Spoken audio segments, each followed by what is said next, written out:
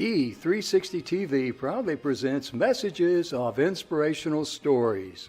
Live streaming now to millions of devices, including Roku, Apple TV, Amazon Fire TV, Android TV, YouTube Live, Facebook Live, with your host, Donna, producer and host, Jim Grant, producer and host, along with Michaela Vidal, administrator and host, and Gaia Ginwa Balconi Wada, editor-in-chief.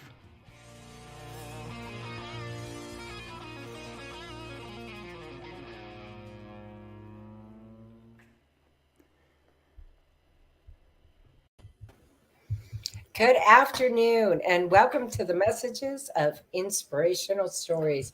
Jim, it's Tuesday, and I'm so excited to be back. Oh, yeah, it's good to have you back. Glad that you finally paid your internet bill there and got the communication. I know that was frustrating for her because she's got all this, great internet, and then, it went down, and she has to call the guy over there to fix it and whatever. And yeah, I tell you, it's with, another thing too, with this heat dome that we're all under here in the middle of the entire Midwest, the central United States. My goodness gracious. It's just sitting over us and it can't move. And we're at 103 right now here in Texas. I know you're up to about 10 degrees hotter than I am there in Phoenix. Yeah, well, I heard that we're going to hit 115 today. I know out on my patio, it was 110 in the shade. And they're talking about, us conserving power. Of course, we do. We keep our AC up a little higher than normal. And they said, don't use the microwave between 4 and 6. Use the regular stove instead. Like, wow. I didn't realize but the amperage on those microwaves, that's what they're talking about, because the power grids cannot logistically support it. So I'm just glad I don't have an electric car I got to plug in. That's all I'm going to say, folks. Right. I know that we're on a budget plan, so we don't use anything 220 between 3 and 6 o'clock. And so it helps on the power grid and it helps on our bill. And, it's amazing when you stop and think about how much power is used just everyday stuff in your house. Oh, yeah. Things we take for granted. I mean, we're very spoiled in this country, in the United States, because we just are. I mean, that's all there is to it. This is the way our life has been all of our life, and it just made it easier and better. And, and you get spoiled. Quicker. Yeah. Oh, yeah. Quicker. Yeah. Well, I know we use our, we got a Emerald Lagasse toaster oven, what kind of does everything. And we use that quite a bit because it doesn't take up as much time and energy to heat as the oven does. So we do, when we air fry and stuff like that. So we use that a lot, and that helps save, not only on our electric bill, but honestly, if you think about how much heat comes out of your oven. Oh yeah. When you're fighting to keep it cool in your house and your AC can only keep up to a certain point, you don't want to add more to it. Well, you can carry it out in buckets, can't you, and dump it outside? Well, I've been known to put that toaster oven outside and keep all the heat outside. There you go. I know what you mean there. Yeah, we have gas stove here in the house, and that works pretty good. But we turn on we let it suck right up through the exhaust there, but it's not as we used to have electric, and I think electric is hotter as far as the residual heat that is left over. Oh, absolutely, because it stays there. Yeah, it does. And so today, oh my goodness gracious, we got some things to talk about today. Before we begin, ladies and gentlemen, Emerson and I had one heck of a show yesterday. Let me rephrase that. Emerson had a heck of a show yesterday. He got into storytelling. We're going to share some more about that because this is about storytelling. We're going to open your eyes a little bit to storytelling. We're going to give you some ideas. I've got some ideas on what we're covering. Donna's got some ideas on what we're covering. And we want you to have some ideas on what we're covering, because that way it's a win-win-win situation for all of us. Right. But today, oh my goodness gracious. Our Today is, national day. yeah, National Arizona Prime Day. I know some people, buy a lot Amazon. from, what did I say? Arizona. Did I? Okay. Well, Arizona, Amazon's also in Arizona. They just got there last week. Amazon Prime Day. I'm sorry about that. I'm glad thank you for correcting it. And there's a lot of people who, live by the Amazon Prime and all that. And you see the trucks now, and they've really, Oh, yeah. It's hard to believe how they started out originally. Mm-hmm. I mean, originally they probably never even dreamed that they would expand into all the areas they have when they first started out as, just Amazon. Right. Oh, Right. my goodness gracious. And today is something we all need a little bit more of, National Simplicity Day. Yeah. Oh, simplicity is better. Mm-hmm. Exactly. Well, And I we- like this one. Mhm. How about National Cow Appreciation Day? That's a good one. Yeah, it really is. Yeah, yeah. There are more reasons to celebrate cows than just free Chick-fil-A's. But this is something that I used to use when I was a kid a little bit. And no, I wasn't a kid when, I guess I was about a teenager or something when I first saw these come around. And They're our kids awesome. used them. Etch-a-Sketch Day. Mhm. Oh my Yep. goodness gracious. You don't want to bump that thing, because if you do, it just wipes out everything. But Takes Etch-a-Sketch. everything you were working on and it'll be gone. Oh yeah. And it is a great little tool for hand and eye coordination and imagination. Oh, Right. Etch-a-Sketch. And if you're not familiar with that, if you're one of those young folks not familiar with it, you should, at least take a look at it. And I know it's going to look very primitive to you based on They what you still got. sell them. Yeah, exactly. Because they're not Well, going out of style. Mhm. the thing is, they are primitive, but you have to understand it takes extreme concentration and dexterity and perseverance to Oh, get the yeah. design the way you want it to, Mhm. with the way that it works. Yeah, it was. I'm reading here about it. It was actually introduced on July the 12th, 1960, and it sold for $2.99, which is equivalent to $26 today. That's how much more, how much less, I should say, our money is worth today. Right. But it is a classic, and I mean, it is a great toy for kids. Doesn't require any power, so you don't have to worry about the power grid or anything That's like that. what's kind of cool about it. Yeah, and it also falls right in line with National Simplicity Day. You want to keep things simple in your life. And, Right. Well, there's a lot of folks, Jim, if you think about this right now, there's a lot of folks out there with young children at home who are Mhm. unplugging from the outside world. Oh, And, yeah. they're not letting their kids be, on a computer, hooked to the computer, the phone, etc., 24/7. And going back to some basics in life, Mhm. learning how to entertain yourselves, learning how to do things without technology. Mhm. And, Etch-a-Sketch is a great fit for that. No, it really is. In 2003, I'm reading here where the Toy Industry Association names this toy, Etch-a-Sketch, is one of the memorable toys of the 20th century. And they would be correct on that, because I think everybody in our age group knew what Etch-a-Sketch was. They even played with it or fooled around with it or something. It was very, very unique. Oh, getting one for Christmas was the pajamas. Oh, yeah. Oh, yeah. You And were up there. today, Donna, it's also the National Different Colored Eye Days. Yes. I've only known a couple of people in my life, seen them in my life, that had different color eyes. Yeah, there's not too many.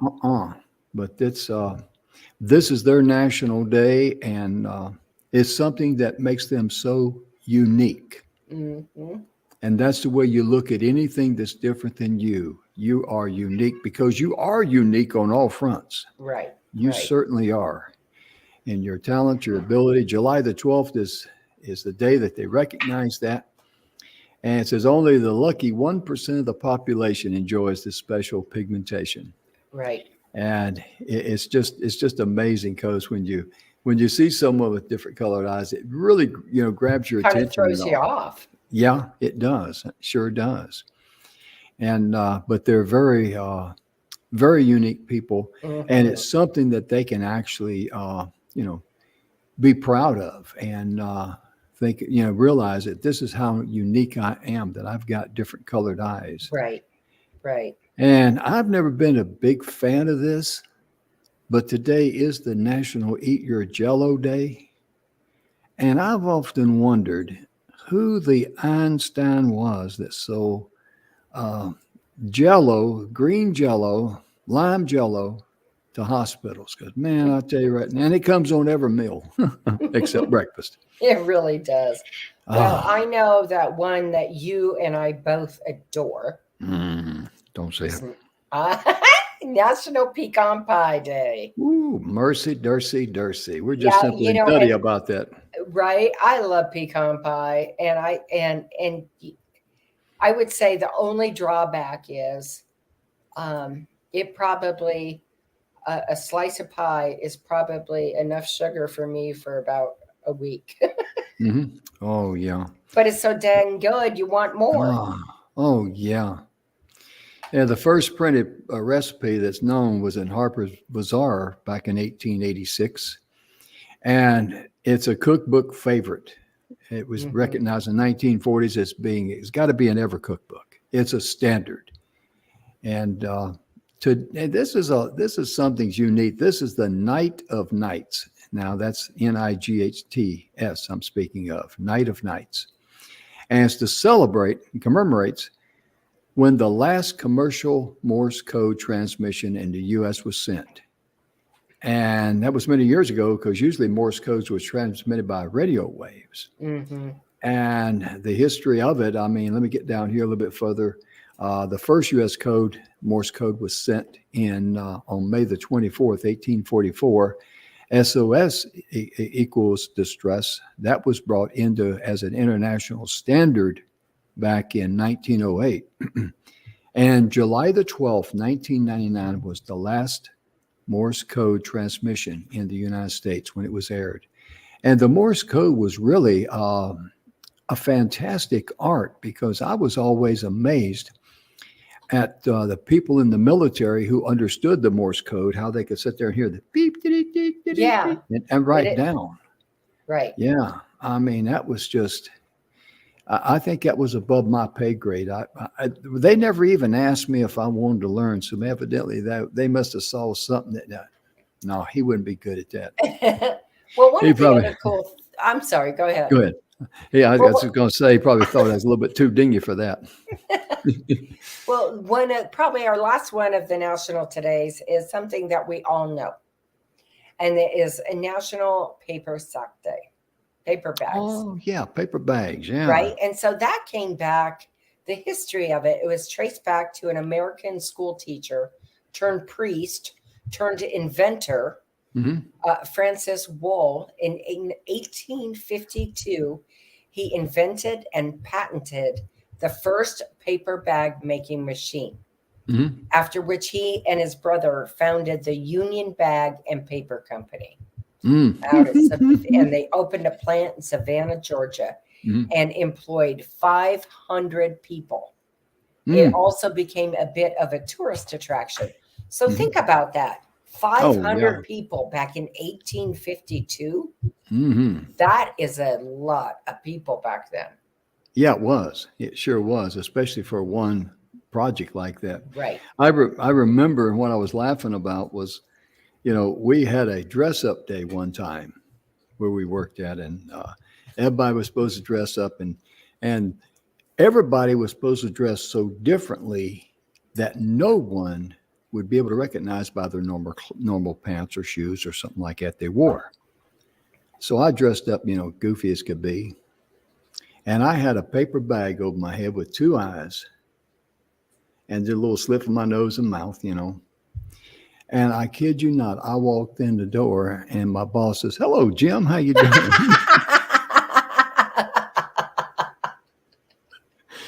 As well, I guess I'm not going to win the prize today. I mean, right out of the gate, not even a hello, dog. How are you? Hi, Jim. How you doing? That's funny. And yeah, it's Oh, so that makes me laugh. But yesterday, oh goodness gracious, we've got to kick this off with storytelling. Emerson really brought this story out. I did not know about it at all, to be honest with you. It is so fantastic. I want to share it with you. And this story, I got to tell you a little bit of the background on it. It was printed in the Wall Street Journal, and it was created by a gentleman by the name of, let me get over here to his name here. I can be over here to the side. I'm sorry. That's what I meant to say. Martin, Martin Conroy. mm-hmm. This is $1 billion story. He created the story to be sent out as an email campaign for Wall Street Journal. And this is the story he created. And I'll tell you the rest of the story in just a moment. It says, on a beautiful late spring afternoon, 25 years ago, two young men graduated from the same college. They were very much alike, these two men. They both had been better than average students. Both were very personable. And both, as young college graduates, they were both filled with ambitious dreams for the future. Recently, these men returned to their college for the 25th reunion. They were still very much alike, both very happily married, both had 3 children, and both, it turned out, had gone to work for the same Midwestern manufacturing company after graduation, and both of them were still there. But there was a difference. One of the men was a manager of a small department of that company. The other was its president. So what's the difference? Have you ever wondered, as I have, what makes this kind of difference in people's lives? It isn't a native intelligence or a talent or dedication. It isn't the one person wants success and the other one doesn't. The difference lies in what each person knows and how he or she makes use of that knowledge. Right. I'm writing, and that is why I'm writing to you and to people like you about the Wall Street Journal, for that is the whole purpose of the journal, to give its readers knowledge they can use in business. That was it. Notice how he told a big story about two guys. Mm-hmm. And then he closed it with the reason of why he was writing it was to write to you and people like you about the Wall Street Journal, for that is the whole purpose of the journal, to give its readers knowledge they can use in business. Now, that story sales letter was written by Martin Conroy. It was used by the Wall Street Journal, listen to this, for 25 years, starting back in 1974. Obviously, it was a mailer back then. Right. What did they mail out? But doing the math regarding how many people this letter was sent to, the percentage of orders that came from it, and the subscription prices, it is estimated that this story resulted in over $1 billion in sales. So what's the point? The point of it is these stories were extremely effective, but they're often overlooked. Sales tools that can allow emerging ventures to compete with larger established companies. Stories allow companies to get their prospects involved in their message. It gets them excited and they want to learn more.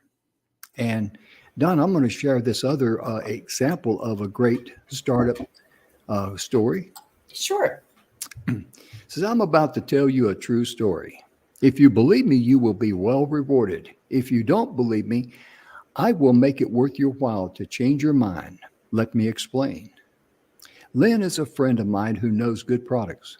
One day he called excited about a pair of sunglasses he owns. It's so incredible, he said. When you look through the pair, you won't believe what you will see. He said, well, what will I see? What would be so incredible about it? Lynn continued, When you put on these glasses, your vision improves, objects appear sharper, more defined. Everything takes on a new, enhanced 3D effect, and it's not my imagination. I just want you to see for yourself. The story goes on to discuss the benefits of Joe Sugarman's blue blocker sunglasses. Over 20 million pairs have been sold. And they asked the question here, does your company have a great story? A great Right. story help you build a great company. And that is the secret to it, because notice how these stories involve people to thinking, hey, I want that knowledge, or I want Mm-hmm. those Mm-hmm. sunglasses. That's the key. So when it comes to your business out there, or if you're an author, if you're an entrepreneur, no matter what your calling is in life, how can you get the general public involved, Right. wanting what you're sharing in the story about the product? I love that one about the Wall Street Journal. He just threw that in there at the very end, just like an afterthought. Right. So, and it doesn't matter if it was 100 years ago, 500 years ago, Mm-mm. or today. Mm-mm. You have to get them involved through marketing Mhm. on an emotional level, You certainly do, because, right? Donna, before the printing press, how did people learn? They learned through parables. Right. One of the Right. most famous people that's recorded in history using Aesop's. parable is Aesop's, and also Jesus. Jesus used Right. parables to give people something that they could relate to, something that's tangible. This is the tangible thing here, but this is the desired benefit. Now, Right. also, hey, those fables you just mentioned, those are tremendous, aren't they? They are. Mhm. They really are. So, um, this isn't too long. So, I'd like Mhm. to read this first part of Aesop's Fables, if I could. Sure. Yeah. It is a collection of fables credited to Aesop, a slave and storyteller believed to have lived in ancient Greece between Mhm. 620 and 564 BCE. Of diverse origins, the stories associated with his name have descended to modern times through a number of sources and continue to be reinterpreted in different verbal registers Mhm. and in popular as well as artistic media. Oh, yeah. The fables originally belonged to the oral tradition and were not collected for some 3 centuries after Aesop's death. Mm. So way, way, way back, the only way things were known was to pass it down, right? Mhm. Mhm. Storytelling. Yeah. But by that time, a variety of other stories, jokes, and proverbs Mhm. were being ascribed to him, although Mhm. some of that material was from sources earlier than him or came from beyond the Greek cultural sphere. The Right. process of illusion has continued until the present, with some of the fables unrecorded before the late Middle Ages Mhm. and others arriving from outside of Europe. The Mhm. process is continuous, and new stories are still being added to Aesop's corpus, Mm. even when they are demonstratively more recent work and sometimes from known authors. Mhm. Wow. Yeah, exactly. And I'm going to share one of the fables with you that we're all familiar with. Some of it refers to as a chicken, some of it refers to as a goose. But this fable here, and then I'm going to ask you a question. This fable is about the goose that laid the golden eggs. And it's one of his fables. It's number 87 in the Perry Index. Uh, but it's a story that also has a number of Eastern analogs with it. Right. And the story goes that this farmer and his wife had a goose, and every day the goose would lay a golden egg. And so then they figured, hey, the goose has got to be full of gold. So they kill the goose to get the goal, and to their surprise, the goose is just a regular goose on the inside. But every day it would produce the golden egg. Now, the moral of that story is by them killing the goose that laid the golden egg, they were very short sighted. They were very Right. impatient. And think about the fable that you can use there in storytelling if you've got a product that might take a little while to work. Right. Like losing weight. Everybody wants to lose, I say everybody, people that want to lose weight, they may want to lose 20, 30, 40 pounds or more, but they're not going to do it overnight. It's got to be done over a period of time. It Right. requires patience. And see, these folks, the moral of this story here, these folks want to get rich overnight. They Rather- wanted instant gratification. rather than a little bit each day. They got impatient and they lost it all. That's the moral of that story. But you can see in your own life, you can bring up a story about somebody you know, something in your life, make it a story that's really draws the audience in and make them want to find out more about what you have to offer. Right. Because most people, when they come on, let me tell you about my product, let me tell you about this, let me tell you about that, and they want to tell you how great they are and all that. And it's just blah, blah, blah, blah, blah, blah, blah. And people get worn out with that stuff. Yes, who's they that do. who's that wanting your attention? Sorry, Jake was woofing in the background, and I hit mute real quick. Yeah. I'm like, he's a big okay. woofer. He's Yeah, a big woofer. He's a big woofer. But it's true because, what worked then still works now in how we have to get people's attention and what it is we're really trying to do. It really is. And we make it, if I could just real quick. Yeah. We make it harder than it needs to be. Oh yeah. That's a killer. We certainly do that, don't we? It's really amazing how we just really Overthink it. Oh yeah. And we get impatient too. Yes. Yeah, we get impatient. And then when we're in the middle of it, we think, oh, well, this isn't going to sound good. What do I do? And then we start adding fluff. Right? We start adding fluff. And let me tell you, nobody wants to read a whole bunch of fluff. That's exactly right. So That's why do you exactly think right. the commercials that are on TV are like, hey, hi, my name's Donna, and this is what I have.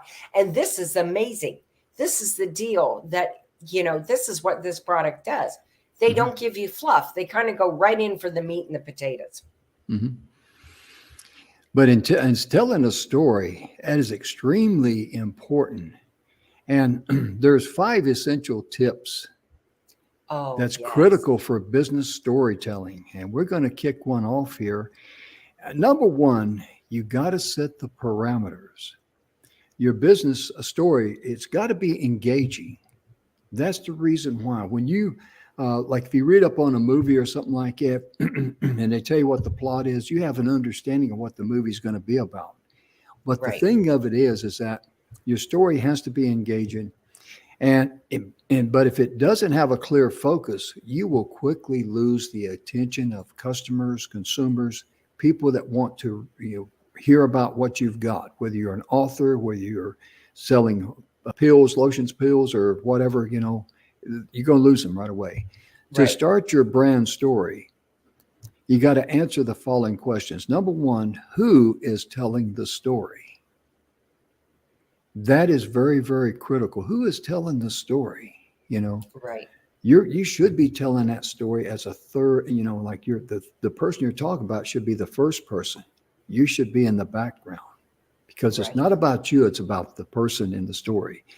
And why is that story being told? It's got to be relevant to what your call is, just like the Wall Street Journal. That's a beautiful example. Right. Well, then there's why and where is the story taking place? That's important. People want to know when and where.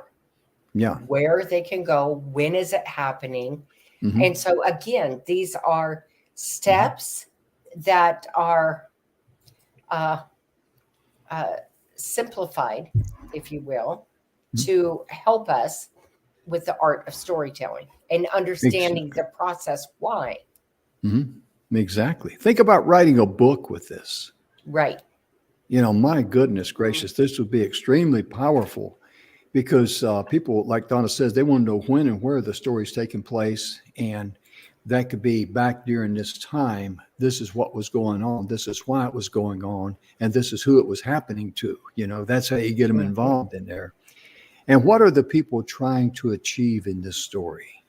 Because you want to bring them along. You want to pull them in on the story. Because think about when you watch a good show that may be a mystery that you might be interested in, or any show that you're interested in. The object of it is, the main objective is to get you involved with the characters and take you along in that journey. Right. They want to draw you in. And you and I are on a journey right now with one particular show called The Old Man, starring Jeff Bridges. Yes. It just so happened, she picked up on it. I picked up on it. And I think we had already seen the third show before Donna and I realized we mentioned it here on the show. It just kind of popped out there. I still think you need to watch Dark Winds. Okay. All right. I'll make a note of that. It's on AMC. It's amazing. Okay. And also, too, when you set the parameters, you got to let them know what challenges are being faced. Absolutely. That's critical. So you're talking about who's involved in the story, why the story is being told, when and where is this story taking place, who are the people in the story, what are the people trying to achieve, and what challenges are they faced with. Right. That's the first set of parameters. That's rule one, you might say. Go ahead. It is. So, like if you are trying to help people with weight loss and you don't talk about the challenges, you're going to shoot yourself in the foot. Yeah. Right? Because the challenges are real. The challenges are a big thing. We get impatient. We want instant gratification. And to build on what you're saying there, everybody knows that not everybody's going to be successful in losing weight. And therefore, if you have a person that says, no matter what, I'm believing this program, I'm not going to quit on this program, I'm not going to see, that will give someone out there, hey, they struggled and they hung on, and I want to be like them. Right. I want to get that same result that they got. Right. And it gives them the desire to step up to the plate. And that's extremely important. Well, and when you talk about the challenges and where you're at and the why of those challenges, it brings those people into the fold and going, yeah, I can relate. But wait a minute, you mean if I just hang in there and do this, I'm going to get past this and get to this?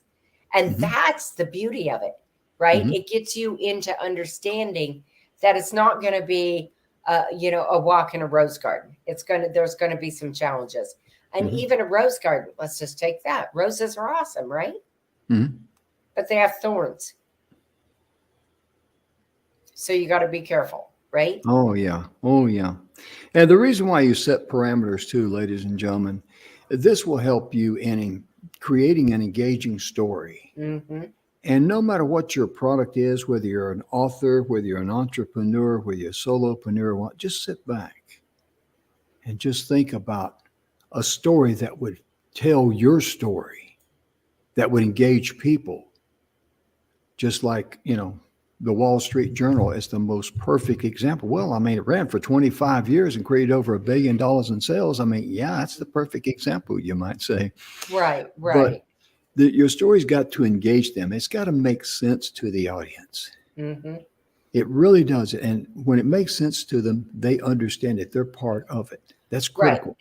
And when you set that scene, so that the consumers know exactly what you're talking about.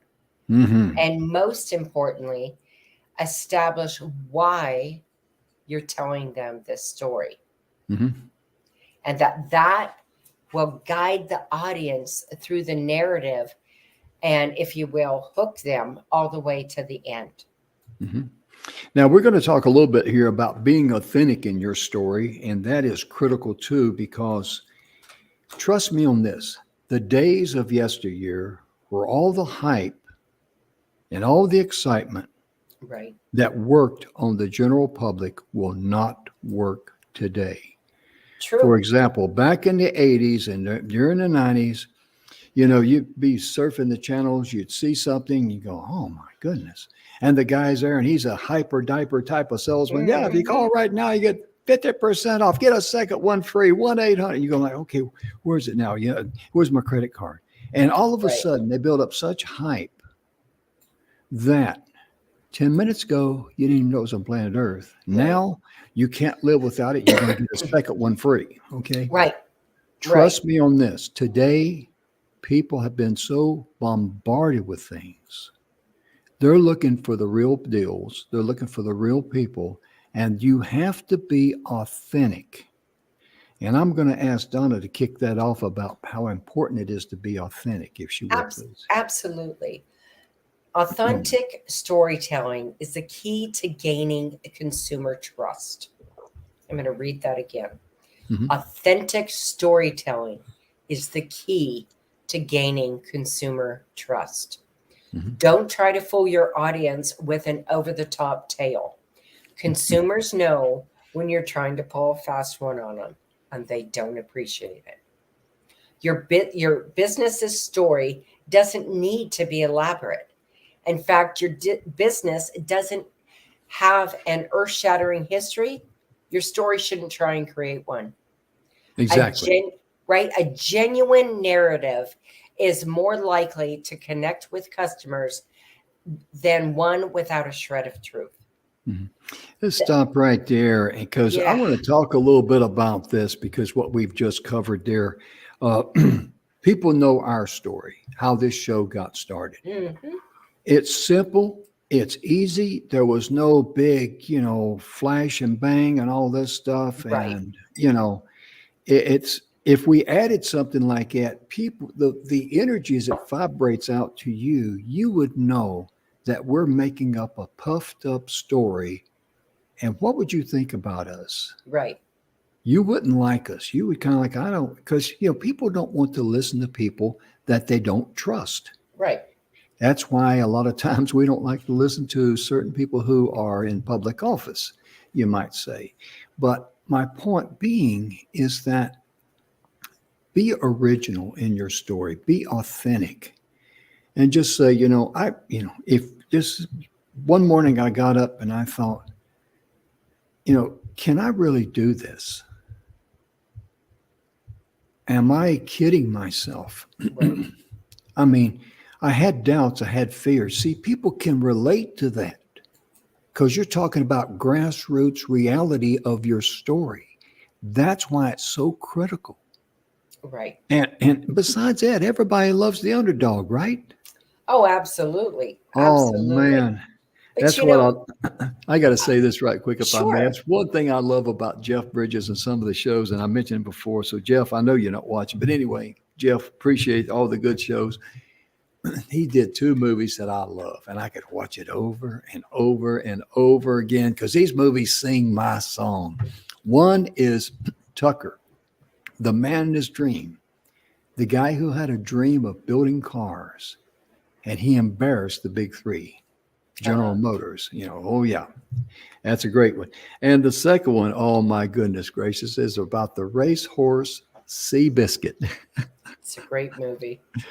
Oh, yeah, because, both of them were up against the wall. And, Seabiscuit was not a good-looking horse, and he had, knobby knees and or back.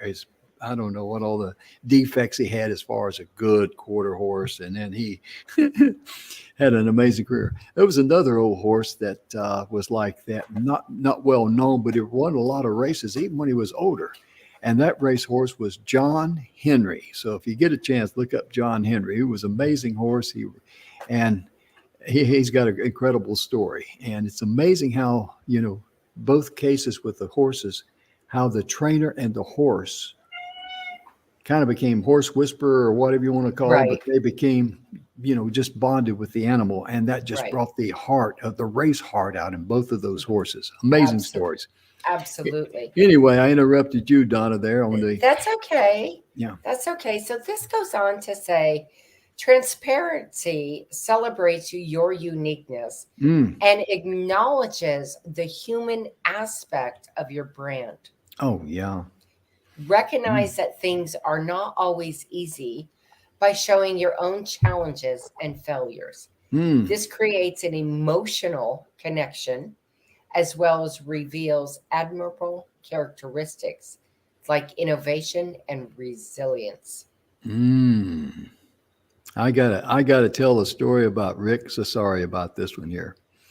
Rick Cesari is well known. He's sold $1 billion in products on TV.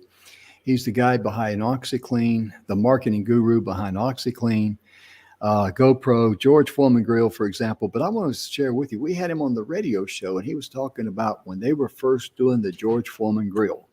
George Foreman had just recently knocked out Michael Moore to win the heavyweight championship.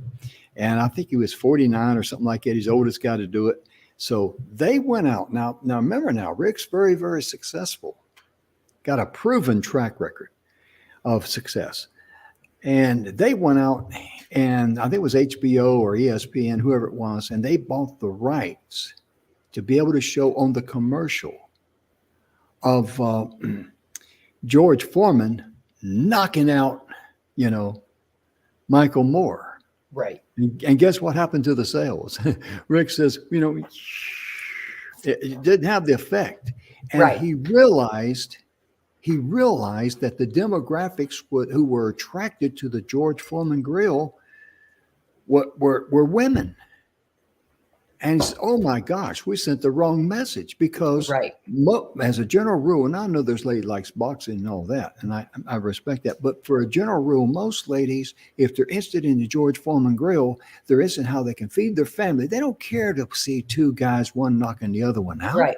Beating the heck out of each other. And he They said, want "We to wasted-" know how it's going to benefit them. So it's what's in it for me. Mm-hmm. Yeah. And when they pulled that out, then the sales just shot right up. Right. It just took right off because that was a clear case of what, and there's a lesson there. And I admire Rick for having the courage to say that based on his track record. But there's a lesson there. It's not what you want to say that's important. So they thought that was important. But what is the audience wanting to hear? Mm-hmm. And being transparent and admitting that you made a mistake, that is huge. That is tremendously huge. It takes a lot of courage to admit mistakes, huh? Right. Because, for so many, we feel like it's human nature. And we feel like, oh my gosh, Jim, if I admit that I've made a mistake, people are going to think less of me. Mm-hmm.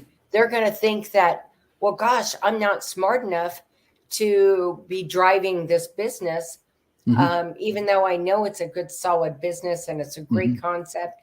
But if I admit a mistake, people are going to think I can't handle doing this. Oh, yeah. And a lot of people don't have the courage to say, I'm sorry, I was wrong. I made a mistake. Right. And that takes a lot of strength, inner strength inside. Sure does. And that builds a lot of respect for you by just being yourself, being authentic, being transparent, and being open and honest. And just say, we first started out, we thought this here would work. And we put a lot of effort into it. And we found out we had problems. So we had to go back to the drawing board in certain situations here. And we looked for better ways. Some things. Mm-hmm. Yeah, we had to rethink some things. We had to, clear our minds of what we were married to, because sometimes we get married into a project and we can't let it go. Right. And because people can understand that. And plus the fact, one of the things that Emerson talks a lot about, and this is critical, if you're selling something, always give a 100% money back guarantee. Oh, yeah. Because Donna, if you're going to buy something and they say we guarantee a 100% refund, hassle-free, all that. Right. How does that make you feel? It makes you feel secure that if you go ahead and buy this, that you're not going to have so much buyer's remorse because they are offering you 100% refund. Yeah.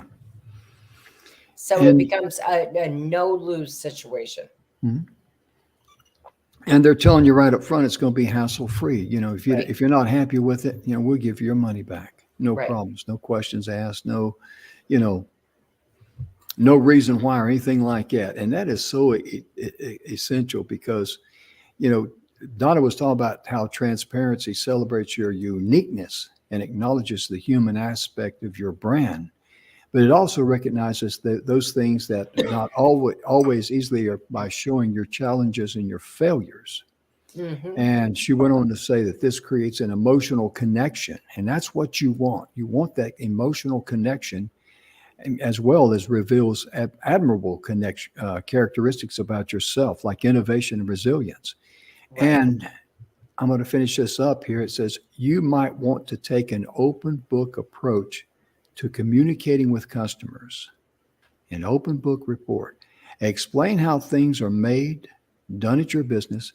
For example, you might use all the local ingredients at your restaurant. Use these details to create an interesting story about why you used or bought certain things from certain local businesses. Why you're choosing what you choose. Yes, yes, yes. Because there is a story in why you choose what you choose. Absolutely. And you know, it's an important one. It's amazing when you look at all these. If you go to, it's in the Perry Index, and they got them numbered 1 through 300, 400, right on down the line. There's a whole list of them. But in parables, these become stories and we say them without even thinking, and we know what they mean. But like, you know, you invite someone in on something and say, you know, if you buy this, you're going to get the lion's share of it. Or if you participate with it, you get the lion's share. And we all know what that means.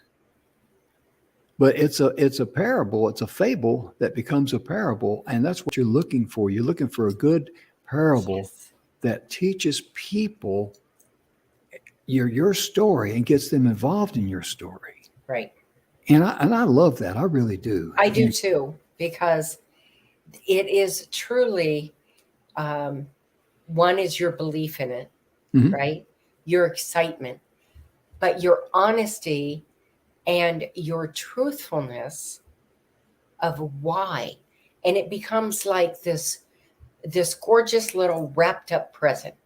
And everything in there, you open it up and it's all perfect, right? It's perfect because of everything you've done to bring it around to such. I don't know if that made as much sense as I wanted it to. Yeah, it did to me. I mean, if you can repeat it again, but yeah, you're exactly right. And there's a lot of parables on here, and I'm just looking at them, you know, and it's amazing because looking at those parables, what they will do, those fables and all, they will give you an idea. And you're looking for something that you can build a true story around, not a cock and bull story. We know what a cock and bull story is. That's another fable. But you want to be able to think and let the idea, let the energy come to you and tell that story and build it around.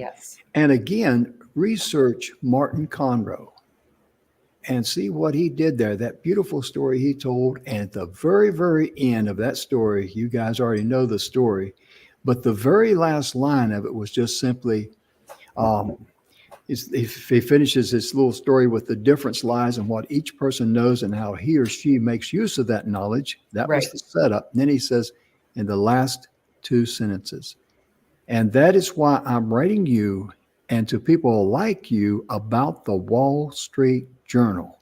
For that is the whole purpose of the journal, to give its readers knowledge that they can use in business. And it's the greatest ad. It really is. 25 years running. And so simple. Yeah. Yeah. So No big simple. yakety sacks. No big yakety Right. sacks. No hyper diaper. Hey folks, how you doing? You can't live without this and all this stuff. And you sound like somebody's hopped up on something. But people want to do business with down to earth Right. people, and I think right now the ground is very, very fertile for people who are real, people who are authentic, Yep. people who care, and people who share. I think the ground is fertile for you. Right. My goodness gracious. Right. Because when you do right by yourself and you do the right things, and then that message gets out, Mhm. then that message is going to be, well, hey, Sally, you know how much I love and adore all those products at Jim's store. You need to go there. Mhm. Yeah. People don't think about it. Take this, Mhm. for example, real quick. And I know we're getting right on the end of the show. Mhm. But when we talk about marketing and sharing and why we do it this way, think about this. You, if you have been a housewife your whole life, and maybe you've never held a job, whatever it is, it's totally fine. Everybody out there has been a marketing agent for something, Mhm. right? Hey, Jim, when you talk to Evelyn, make sure you tell her that, bottom round roast, I know she's been looking to get a couple, is Mhm. on sale at the grocery, Mhm. Sure. Yeah. right? You're Absolutely. doing a marketing because Mhm. and that becomes because why? Jim, Mhm. you trust me, Mhm. right? And I trust you. So we market it all the time. But Oh yeah. how you market is so important. It is so important in the storytelling. And Mhm. that's where it comes to it. The marketing is in the storytelling. Mhm. Absolutely. Donna hit it right there on the head, folks, because people are going to get to know you, like you, and trust you Right. because of the story that you share with them. That's why storytelling is so critical. And then, like whatever the story is, everybody wants the desired end result. Just Hmm. like in Wall Street News. I mean, I'm going to read that again. Wall Street, the journal there, when he talks about the difference lies in what each person knows and how he or she makes use of that knowledge. They're already interested in how did they generate that knowledge. Right. And that is why I'm writing to you and the people like you about the Wall Street Journal, for that is the whole purpose of the journal, to give its readers knowledge that they can use in business. And Yep. that thing is number one ad for over 25 years, generated over $1 billion in sales. My goodness gracious. And you That's compare huge. something like that to something like, some pick any type of sales presentation comes to your mind where a person's just trying to hawk a product. And Right. you can tell the only thing that they want is your credit card. Right. Because I've been, and Donna, you have too, you've been to places where it's free to go and you pay to get out. Pretty much. And if you don't pay to get out, They they make you make feel so small. they make you feel like you're dumber than a box of rocks. Hmm. And see, they That do not respect one right. principle in life. Your Right. money is your money. It is your right to hang on to it. Because if we haven't shared information that's pertinent enough to you, provided enough value to you, we don't deserve Right. your money. We haven't earned Right. it. Absolutely. Well, Jim, I know this is a tough time for you. We're out of Yeah. time. Yeah. We just get We are. rolling good. We're going to be back I tomorrow, know. though. Yeah, we're going to talk about some more of the lost art of storytelling Oh, because, yeah. this is, think about this and we'll wrap up. Storytelling is in everything we do every Oh, day. yeah. Oh, yeah. Oh, yeah. It's critical. Absolutely. And it's the best way to hold people's attention. Right?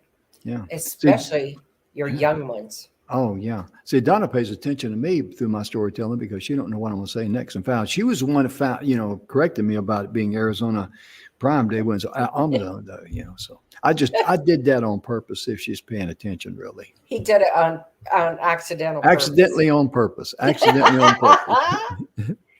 Oh, goodness. All right. Yeah. Well, folks, we are out of time. You bet. And we'll be back tomorrow. And main thing in life is that you're very, very unique. Love yourself. Forgive yourself. As Donna likes to say, give yourself grace. Amen. And most importantly, anything in life that doesn't serve you, I'm talking about in a positive way. You love it, respect it, and let it go. Absolutely. Because it's not the path it's not in your pathway. You may be wanting to go out here and get lost and let them feel, but you got to stay on your path, whatever it might be, and follow the energy that will come to you. You're not blind. In fact, you may be blinded by the light, truth be known. There was a song about that. But follow the energy that comes your way. That's why you never make decisions. You always make options. And sit and think. Give yourself time to sit and just think. Just like, this is what I'm working on. And just be quiet and let your mind draw in the energy because it will come. Yep. There is no question about it. Anyway, if I keep yakking, we're going to be out of quarters and I'm going to be in trouble. We're just about out of quarters right now, Mr. Grant. Well, thank you very much for the mister. We'll be back tomorrow, folks. Have a wonderful evening. Be sure and be good to yourself. We'll see you. Bye-bye. Bye-bye, folks.